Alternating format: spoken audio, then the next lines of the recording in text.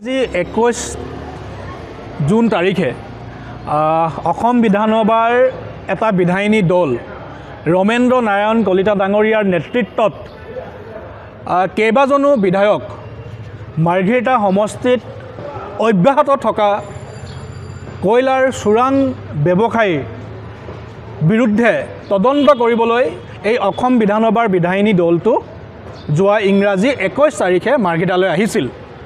আৰু আমি আপোনালোকৰ সংবাদ মাধ্যমৰ যোগেদি আমি খবৰ পাইছোঁ যে এই দলটোৱে কেইবাশ কয়লা অবৈধ কয়লাসমূহ জব্দ কৰিছে অৰ্থাৎ চিজ কৰিছে বুলি আমি খবৰ পাইছোঁ।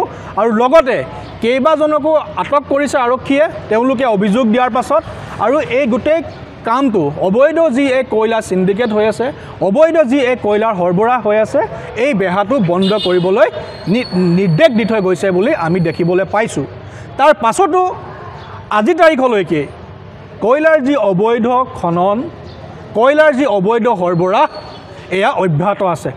আচলতে কাৰ ছত্ৰছায়াত মাৰ্ঘেৰিটা সমষ্টিৰ লিডু, তিৰাপ, টিকক আদি অঞ্চলত ফায়াৰিং ৰেঞ্জত, লালপাহাৰত এনে অঞ্চলত আজি অবৈধ কয়লা খনন চলি আছে। এয়া আচলতে আজিৰ তাৰিখত এটা ডাঙৰ প্ৰশ্ন উত্থাপন হৈছে সৰ্বসাধাৰণ ৰাইজৰ মাজত। 24/12/2022 তাৰিখে অসম বিধানসভাত আমি এটা ডিবেট দেখিবলৈ পাইছিলোঁ। আমাৰ শিৱসাগৰ সমষ্টিৰ সন্মানীয় বিধায়ক অখিল গগৈ ডাঙৰীয়াই BK কাকতিৰ যি প্ৰতিবেদনৰ ওপৰত অসমৰ মুখ্যমন্ত্ৰী হিমন্ত বিশ্ব শৰ্মা ডাঙৰীয়াক প্ৰশ্ন উপস্থাপন কৰিছিল। তেওঁ কৈছিল যে এই যি তদন্ত, এই তদন্ত কি হ'ল, এই তদন্তৰ নামত একমাত্ৰ ভেকুভাওনাৰ সৃষ্টি হ'ল নেকি বুলি এনেকৈ তেওঁ প্ৰশ্ন উপস্থাপন কৰিছিল। আমি আপোনালোকক দেখুৱাব বিচাৰিছোঁ যে অসম বিধানসভাৰ তাৰিখবিহীন প্ৰশ্ন নম্বৰ 209 এই গোটেই কথাখিনি আছে। মই আপোনালোকৰ হাতত এটা কপি প্ৰেৰণ কৰিম। তাৰপিছত অসমৰ মুখ্যমন্ত্ৰী হিমন্ত বিশ্ব শৰ্মা ডাঙৰীয়াই কৈছিল যে পলিউশ্যন কণ্ট্ৰল বৰ্ডক আমি নিৰ্দেশ দিছোঁ এই গোটেই ঘটনাটো ইনকুৱাৰী কৰিবলৈ আৰু য'ত য'ত যি বিসংগতি আছে বিসংগতিবিলাক দূৰ কৰিবলৈ পলিউশ্যন নিয়ন্ত্ৰণ বৰ্ডক তেওঁক অৱগত কৰিছোঁ বুলি কৈছিল। ইয়াতো এই প্ৰশ্নৰ উত্তৰ আছে। আমি দেখিবলৈ পালোঁ পলিউশ্যন নিয়ন্ত্ৰণ বৰ্ডে উদ্যোগ বিভাগক মানে ইণ্ডাষ্ট্ৰি ডিপাৰ্টমেণ্টক তেওঁলোকে কৈছিল যে এই যি BK কাকতিৰ প্ৰতিবেদন আছে এই প্ৰতিবেদনৰ মতে ইণ্ডাষ্ট্ৰি ডিপাৰ্টমেণ্টক এই কামসমূহ যিসমূহ তেওঁ নিৰ্দেশনাসমূহ দাঙি ধৰিছিল এই নিৰ্দেশনাসমূহ সফলভাৱে ৰূপায়ণ কৰিবলৈ নিৰ্দেশ দিছিল বুলি পলিউশ্যন কণ্ট্ৰল বৰ্ডে জনাইছিল। কিন্তু আজি কি হ'ল? আজি কোন এই অদৃশ্য শক্তি আছে, কেনে এই অদৃশ্য শক্তিয়ে আজি এই যিসমূহ আমাৰ ইনকুৱাৰী হ'ল এই ইনকুৱাৰীসমূহ ঢাকি ৰাখিছে? আজিৰ তাৰিখতো অবৈধভাৱে কয়লা সৰবৰাহ হৈ আছে। আজিৰ তাৰিখতো অবৈধভাৱে কয়লাসমূহ কোকভাটাত প্ৰেৰণ হৈ আছে। প্ৰতি ডাম্পাৰৰ যোগেদি, প্ৰতি মেক্সৰ যোগেদি কোকভাটালৈ কয়লাসমূহ অবৈধভাৱে কয়লাসমূহ ক্ৰয় কৰি আছে কোকভাটাৰ মালিক পক্ষই। আৰু আজিৰ তাৰিখলৈকে কিয় চৰকাৰে সঠিক এটা ব্যৱস্থা গ্ৰহণ কৰিব পৰা নাই? আজি মাৰ্ঘেৰিটা আজি যিসমূহ জেগাত কয়লাৰ মাইনিং হয়, অবৈধভাৱে যিসমূহ জেগাত কয়লাৰ মাইনিং হয়, প্ৰতিদিনাই এজন গৈ প্ৰতিদিনাই মৃত্যুমুখত পৰি আছে আমাৰ শ্ৰমিকসকল। তাৰ ওপৰত কোনো ধৰণৰ ব্যৱস্থা গ্ৰহণ কৰা নাই।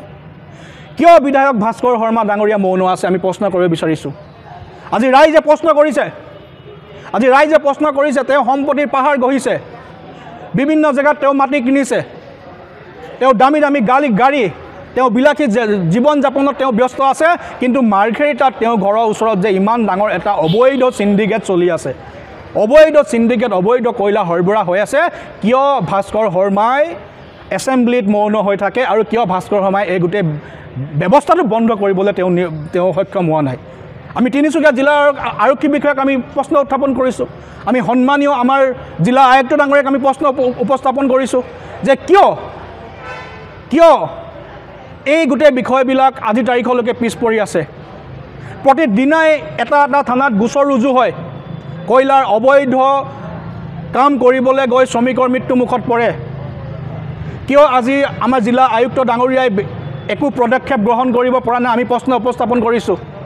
এই বিজেপি চৰকাৰখনে শাসনলৈ আহিয়ে তেওঁ কৈছিল যে দুৰ্নীতিমুক্ত অসম গঢ়াৰ কথা কৈছিল, জিৰ' টলাৰেঞ্চৰ কথা কৈছিল।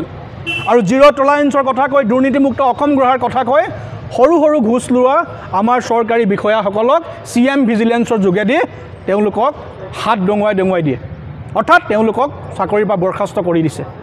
ঠিক আছে, সেইখিনিলৈকে তেওঁলোকে কৰিবলৈ সক্ষম হৈছে। কিন্তু মাৰ্ঘেৰিটাত যিহেতু ইমান ডাঙৰ এটা কয়লা চিণ্ডিকেট চলি থকাৰ পাছতো, হাজাৰ হাজাৰ শ্ৰমিক মৃত্যুবৰণ কৰাৰ পাছতো কিয় এই আজি তাৰিখলৈকে এই কাৰোবাৰটো চলি আছে? আমি প্ৰশ্ন উপস্থাপন কৰিছোঁ ছাত্ৰ মুক্তি সংগ্ৰাম সমিতিয়ে। আমাৰ কথা খুব স্পষ্ট, আমি অনতিবিলম্বে আমি তিনিচুকীয়া জিলা আয়ুক্ত ডাঙৰীয়াক লগ কৰি আমাৰ হাতত থকা যিসমূহ RTI ৰিপৰ্ট, আমাৰ হাতত থকা যিসমূহ ডকুমেণ্ট আমি তেওঁক প্ৰেৰণ কৰিম। এখন তেওঁক স্মাৰক পত্ৰ প্ৰদান কৰিম। আমি শেষবাৰৰ বাবে আমি অসমৰ সন্মানীয় DGP ডাঙৰীয়াক আমি এই স্মাৰক পত্ৰ প্ৰেৰণ কৰিম। আমি মুখ্যমন্ত্ৰী ডাঙৰীয়াকো স্মাৰক পত্ৰ প্ৰেৰণ কৰিম। আৰু এইবাৰ আমাৰ কথা খুব স্পষ্ট, যদি মাৰ্ঘেৰিটাত চলি থকা অবৈধ কয়লা খনন, মাৰ্ঘেৰিটাত চলি থকা অবৈধ কোক ভাটাসমূহ যদি বন্ধ নহয়, যদি এই চিণ্ডিকেটটো যদি বন্ধ কৰিব নোৱাৰে, তেতিয়াহ'লে আমি মাৰ্ঘেৰিটাত আমি ৰাইজক একত্ৰিত কৰি এই ভাস্কৰ শৰ্মাৰ বিৰুদ্ধে, এই মুখ্যমন্ত্ৰী হিমন্ত বিশ্ব শৰ্মা ডাঙৰীয়াৰ বিৰুদ্ধে আমি ডাঙৰ গণসমাৱেশ কাৰ্যসূচী আমি ৰূপায়ণ কৰিম। এইটো কথা খুব স্পষ্ট, কাৰণ আমি দেখিবলৈ পাইছোঁ আজি আমাৰ মাৰ্ঘেৰিটা অঞ্চলত, আজি লিডু অঞ্চলত ব্যাপক পলিউশ্যন সৃষ্টি হৈছে আৰু তাৰ ফলত মানুহৰ কেঞ্চাৰ বেমাৰ হৈছে, তাৰ ফলত মানুহৰ স্কিন ডিজিজ হৈছে, তাৰ ফলত মানুহৰ হৃদয় ৰোগ হৈছে। এয়া আমি এনেই কোৱা কথা নহয়, এয়া আমাৰ হাতত তথ্য আছে। মেডিকেল ডিপাৰ্টমেণ্টৰ পৰা আমি তথ্য উলিয়াইছিলোঁ। 2019 বৰ্ষৰ পৰা 2024 বৰ্ষলৈকে বহুত মানুহৰ আমাৰ মাৰ্ঘেৰিটা লিডু অঞ্চলৰ, জাগুন অঞ্চলৰ বহুত মানুহৰ কেঞ্চাৰ হৈছে। নলা উলিয়াই কি ধৰণে নিষ্কাশন কৰিব লাগিব, এই গোটেই কথা বতৰাবিলাক পলিউশ্যন কণ্ট্ৰল বোৰ্ডে ইয়াত উল্লেখ কৰিছে। তাৰ পাছতো পলিউশ্যন কণ্ট্ৰল বোৰ্ডে ইমান ষ্ট্ৰিক্টলি নিৰ্দেশ দিয়াৰ পাছতো কিন্তু আজি তাৰিখলৈকে কোক ভাটাসমূহৰ কোনো মালিক পক্ষই এই কিন্তু নীতি নিয়মসমূহ কিন্তু তেওঁলোকে পালন কৰা নাই। আৰু পালন কৰা নাই, তাৰ ফলত আজি আমি দেখিছোঁ যে মাৰ্ঘেৰিটাত, লিডুত, টিপঙত, টিককত, জাগুনত অবৈধভাৱে বহু কোক ভাটা ইয়াতে স্থাপিত হৈছে। আজি আমাৰ মাৰ্ঘেৰিটাত আমাৰ RTI right to information actor যোগেদি আমি ৰিপৰ্ট আমি তথ্য জানিব বিচাৰিছিলোঁ। তাত আমাৰ কৈছে যে 69টা কোক ভাটা চলি আছে। আজি 69টা কোক ভাটা মাৰ্ঘেৰিটাত চলি আছে।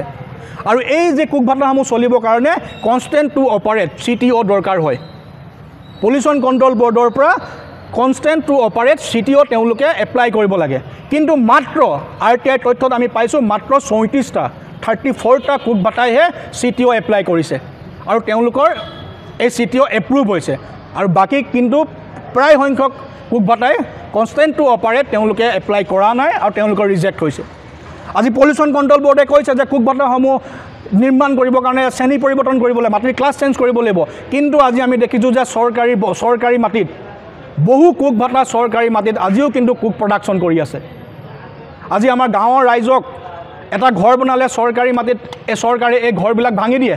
চৰকাৰী ভূমিত গভৰ্ণমেণ্ট লেণ্ডত কিয় ঘৰ বনাইছে, কিয় খেতি বাতি কৰিছে বুলি চাৰ্কুল অফিচাৰ দৌৰি আহি মণ্ডল লগোৱাই কিনে আজি সেইবিলাক চব উচ্ছেদ কৰি দিয়ে। কিন্তু আজি কিয় চাৰ্কুল অফিচাৰে, আজি কিয় মণ্ডলসকলে এই যিসমূহ কোক ভাটা আমাৰ চৰকাৰী লেণ্ডত আছে, গভৰ্ণমেণ্ট লেণ্ডত আছে, সেইসমূহ বন্ধ কৰিবলৈ, সেইসমূহ চিজ কৰিবলৈ, সেইসমূহ ভাঙি দিবলৈ তেওঁলোকৰ নৈতিক সাহসকণ নাই? আমি আজি প্ৰশ্ন উপস্থাপন কৰিছোঁ, কিয় নৈতিক সাহসকণ নাই? আমি আগতে কৈছোঁ যে কোনে এনে অদৃশ্য শক্তি আছে যি অদৃশ্য শক্তিয়ে এই মাৰ্ঘেৰিটাৰ অবৈধ কয়লাৰ চিণ্ডিকেটটো চলাই আছে। আমি বিধায়ক ভাস্কৰ শৰ্মা ডাঙৰীয়াক প্ৰশ্ন উপস্থাপন কৰিছোঁ। আমি হিমন্ত বিশ্ব শৰ্মা আমাৰ সন্মানীয় মুখ্যমন্ত্ৰী ডাঙৰীয়াক আমি প্ৰশ্ন উপস্থাপন কৰিছোঁ। অতি শীঘ্ৰে এই কাৰুকাৰ্যবিলাক, অতি শীঘ্ৰে কয়লাৰ যি চিণ্ডিকেট, অতি শীঘ্ৰে কোক ভাটাবিলাকে যিসমূহ নীতি নিৰ্দেশনা পালন কৰা নাই, যিসমূহ কোক ভাটাই আমাৰ চৰকাৰী লেণ্ডত তেওঁলোকে কোক ভাটা প্ৰতিষ্ঠা কৰি তেওঁলোকে হাজাৰ হাজাৰ লাখ লাখ টকা মুনাফা কমাই আছে, সেইবিলাক কিন্তু বন্ধ হ'ব লাগিব বুলি আজি আমি ছাত্ৰ মুক্তি সংগ্ৰাম সমিতিয়ে আমি খুব স্পষ্টভাৱে আজি আপোনালোকৰ আগত আমাৰ প্ৰতিক্ৰিয়া ব্যক্ত কৰিছোঁ।